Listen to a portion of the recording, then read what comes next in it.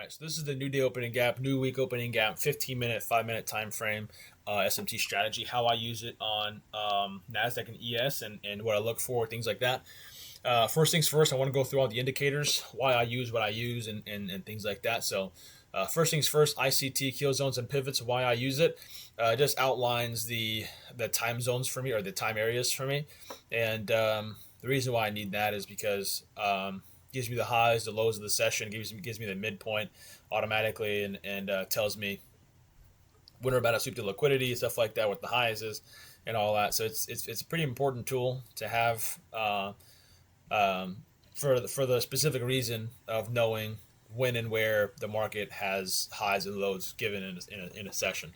So that's ICT kill zones and pivots, previous day high and low. There's no particular reason as to why you would change any of the settings. Let's see, like color, whatever. There's really not any things here. You can put price on the scales or whatever, precision. So previous week high and low, same thing. Nothing's different. VWAP, I have one on session and I have one on week. So see how I have it on session. So session and week is when I have those VWAPs on, and the next one's gonna be new day and new week opening gap, and I'll get into why I use what I use. So this is a 5 to 6 p.m. gap. You have the event horizon. You have some price labels. I don't like the price labels, but I really don't even like the date labels, but I like to keep those on there. So daily, weekly, and monthly opening lines. This is actually an indicator that I created with AI. All this is, it tells you what the opening price is for the week, month, and the day. The reason why I use that is well, I'll just get into it. But that's essentially all the indicators and why I use what I use and blah, blah, and you're going to see why they're all important in their own way. All these indicators down here, you're not going to have to worry yourself about because I don't use them. Market Structure Pro, Buddy made it. I don't use it for NASDAQ. SMT3 just outlines SMT for me based on ES and NASDAQ. If you ever wanted to use that, this is the settings that I use for it. The ICT volume balance advanced indicator tells me the volume imbalances, and the price action concepts. You're not going to need this. You have to pay for it anyway. But all right, in the meat potatoes, why I use what I use is checked off. Now we're going to go through the strategy stuff. So how do I look for a strategy? So let's go for like a random day. Let's go over here.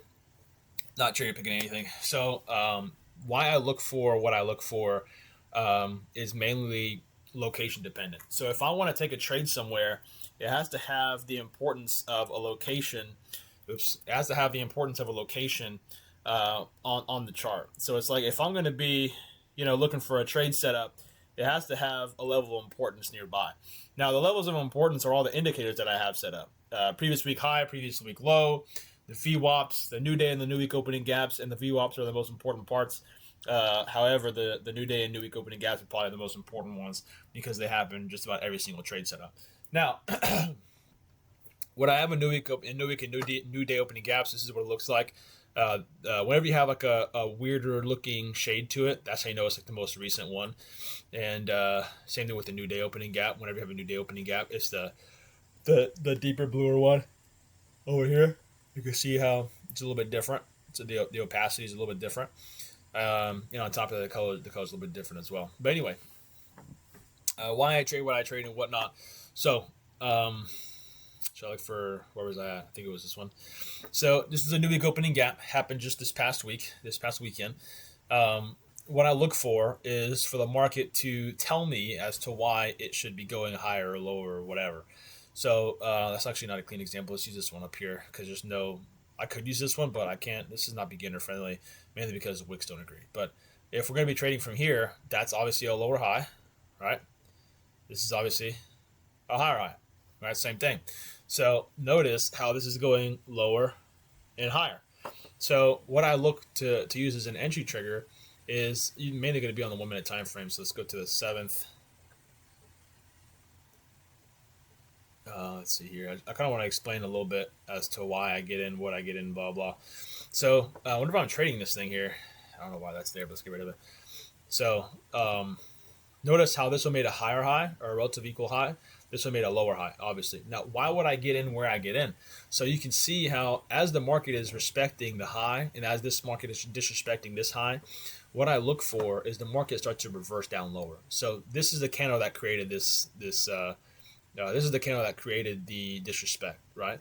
So what happened is the market pushed up and respected the high, disrespected this high, and the next candle is the one that makes the difference. So what I look to do is I look to short as it starts to become red, put my stop loss at an important area. And you can even wait until the candle closes red. So you can wait until you're probably over here somewhere. I was like, okay, yeah, the market looks very red to me, and that could be your entry trigger, and your stop loss can be the bodies or whatever you want to use as your stop loss.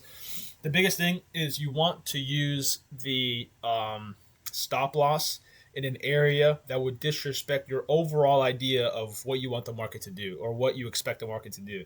So if you have your stop loss up here, and you're like, the reason why I have my stop loss here, this is your philosophy. If the market goes above this high, it invalidates my trade completely. That's what your stop loss is supposed to be. It's not like I don't want it to go above this high. It's like if the market goes above this high, you do not want to be a participant in the marketplace, because now it's going to be like, if the market goes above this high, my trade idea is now no longer valid in any way. So whenever you're trading, you want to put your stop loss in a conservative place, but also you do not want to put your stop loss in a place where if the market goes up there into this particular area, let's say this, for example, the market could easily go up above this high and then continue to go back down lower because it's a very, aggressive stop loss. But you have a conservative stop loss up here. If the market goes above there, you're like, damn, my entire trade idea can be, completely flipped and throw it away because this is obviously not going to work out. So what I'm looking for is probably near the wicks, 50% of this rejection block, whatever you want to call it, the wick there. And then my full TP, see what level is that, 607? So if I'm going to get in at 607 over here, my stop loss is going to be at, 63? 51. So 51 right there. My TP, my full TP, will probably be in between the new week and the new day opening gap. Notice how it happens in half an hour, less than half an hour. So in there, it's a 1 to 4. Now, it's using this as I got quote unquote stopped out, but you know how TradingView is. But from there, you can have a full TP, either in between, have a partial get taken out. Say for example, you're at five micros, have a micro here, have 2 micros there, 1 micro here, 1 micro for the runner on the previous week high low right there. So, excuse me. So that's basically that. That's the trade setup. I mean, it's very, very simple. We'll go through a couple examples. But number one thing is most of the time, I do not allow the London session to, I usually don't trade in the London session, basically is what I'm trying to say. There's a couple of nuances to it. Sometimes I do, sometimes I don't, but we'll get into it because I think I saw a setup here somewhere that allowed us to a couple days ago. Allowed us to trade. But same thing. You see how we have the new week opening gap, new day opening gap got respected right there. Made a lower high, just like that. Oops. And over here, it obviously went a lot higher. So what we're looking for is the market to show us disrespect, right? So if we go from this high to there, and we go from this high to there, wait. It's going to be this high to here. Why am I locking up? I should not be locking them. So this goes higher like that, and it goes like this. So I'm losing myself here. That's all it is. So from this high all the way over there, and this one's lower, that one's higher. Yeah, I don't know why that one should not be there. So you could use it, but it's already at the end of the session. You probably shouldn't be doing that. So from here, you obviously see this one's going higher, this one's going lower. This is a bit more advanced. I honestly don't suggest us even going through this right now. We'll go through this on a different time. But for the sake of the argument, you obviously see the market pushing up on this side, and you obviously see the market pushing down on this side. I definitely hold this trade over the session swap, but or the new day. But what I'm basically looking for, this is a low, this is a high. I'd enter here for a short, and I'd hold it through to this new day opening gap or one lower. But all this here is double SMT. So pushing up, pushing low, pushing up, and anyway, this is its whole separate video. This is quite complicated, but we're looking for like just the basic bread and butter setups. This is what we're looking for. New day opening gap. There's 2 of them in there. Looks like 3 of them maybe, and then 2 new day opening gaps in the new week opening gap in here. Makes a lower low, makes a higher low. Your entry, and then go straight to the opposite liquidity pool. Liquidity pool is here. liquidity pool can be double tops, could be swings, could be an area uh, like a location, could be a liquidity pool. But basically, all we're looking for the market to do is make an SMT or a difference in price delivery at a specific location. So from here, pushed above, it pushed above the new day opening gaps, reclaimed it down here below, and then immediately reversed, use it as quote unquote support right in here, and then immediately pushes straight up. It has a bit of consolidation. Whatever 930 comes around, pushes straight up, does not waste any time. So from here, this is one of the specific examples of when I will allow myself to trade through London, is because these new day opening gaps are being respected. The trade idea is developing, and on top of that, pushes up, bounces off the view up a little bit, new week opening gap, comes back down, respects it. Down here, we even have another SMT almost. It's just about another SMT right there.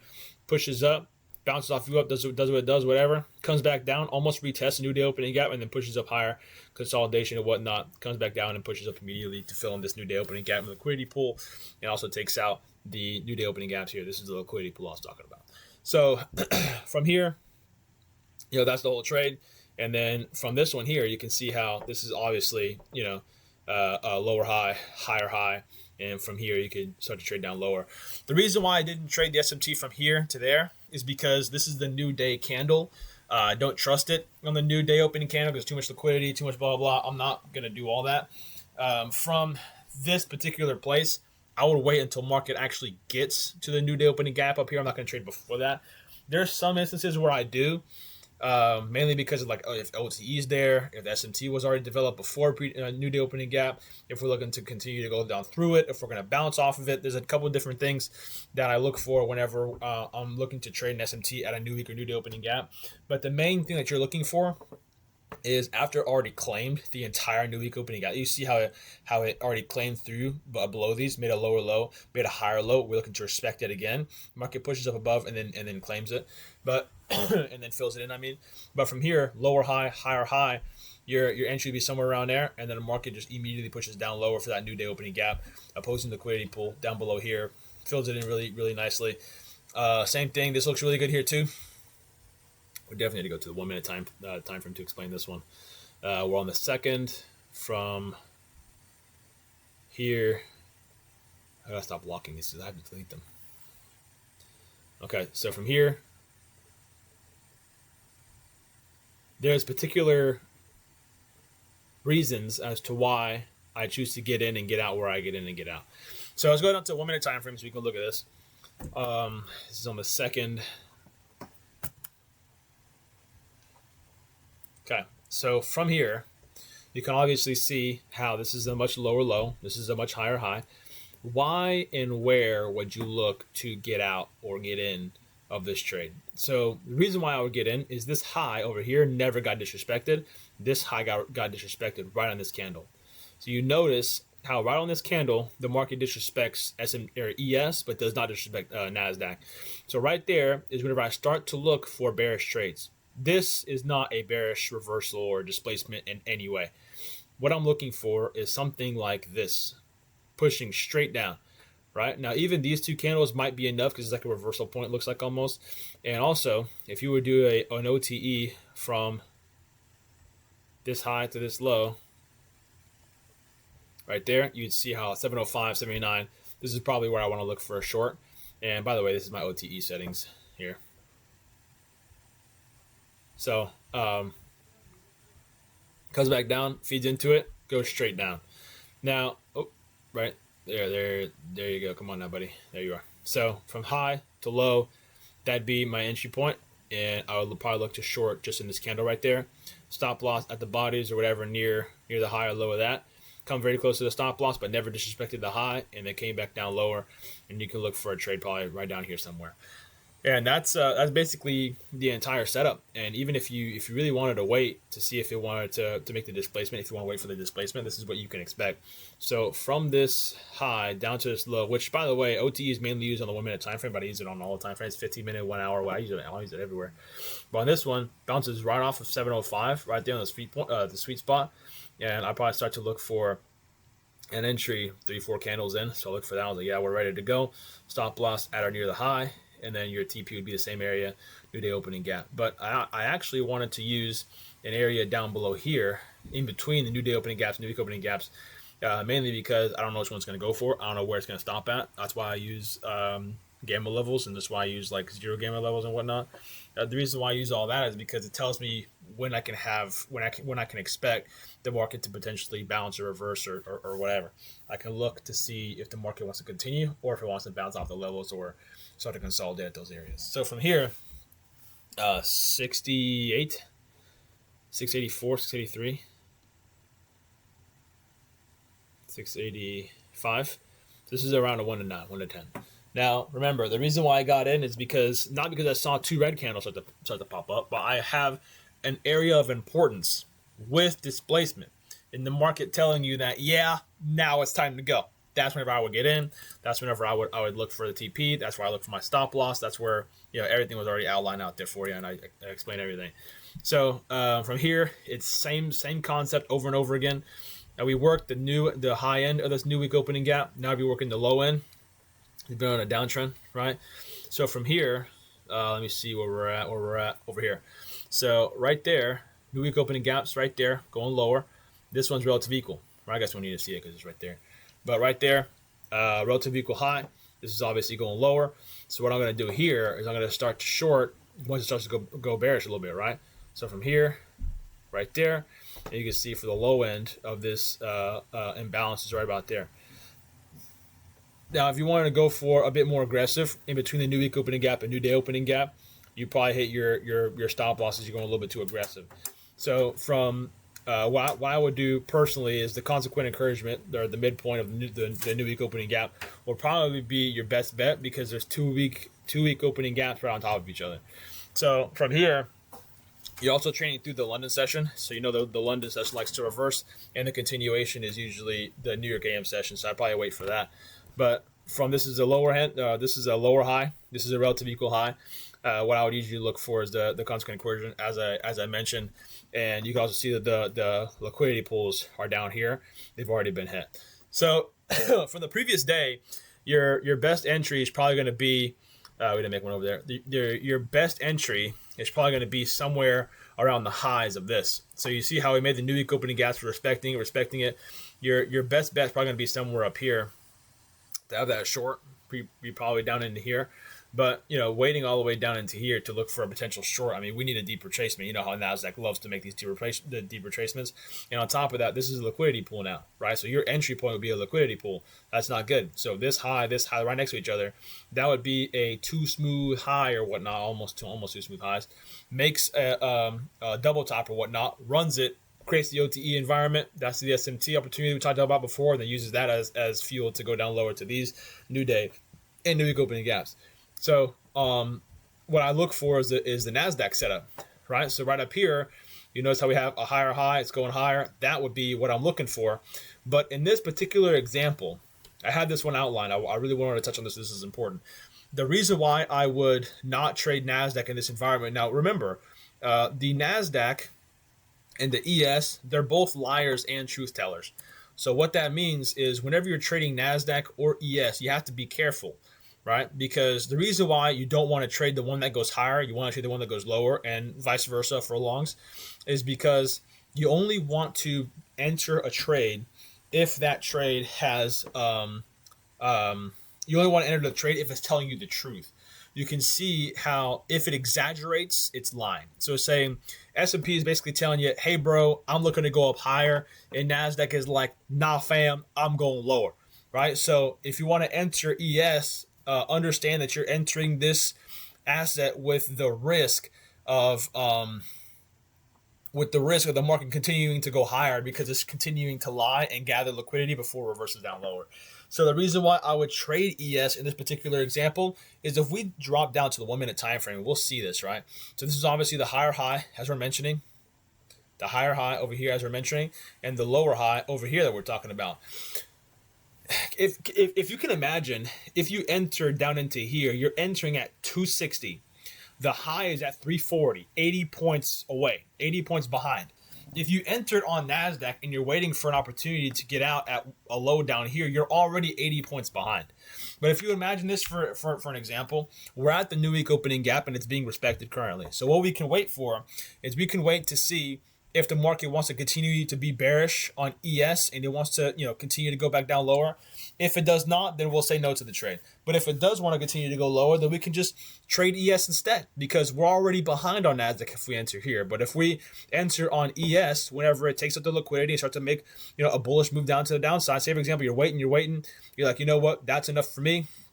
Stop loss is there. TP would be the opposing liquidity pool over here. This is the monthly open over here, right? This is just basically the daily open because it starts with a new month, right? But over here, you can see how the liquidity pool due to the opening gaps, liquidity pool down here, market fills it in 1 to 10. I mean, that's pretty good. But the reason why I didn't want to get a NASDAQ, as I said, I don't want to be 80 points behind. This doesn't happen all the time, but it happens enough to be like, you know what, not going to trade ES, going to trade NASDAQ. Because if you did not take any of these setups at all, not that anything bad would come from it, but, because you're saving capital, you're not going to be entering the risk.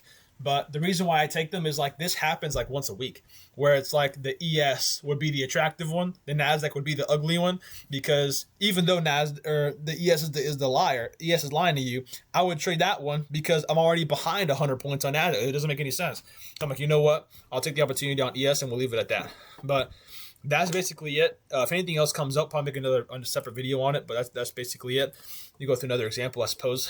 Go for a long example here. A lot of volume imbalances in here. Well, I say imbalances, just for value gaps and whatnot. But previous week high and low. There's no SMT looks like. It's also waiting for session the session change, like the date change. You're right in the middle of it. Probably not a good idea. Nothing really. If this was SMT, that'd be beautiful, but just not. See what else we got. Making a bunch of liquidity here. Wow. Yeah. So something like this here.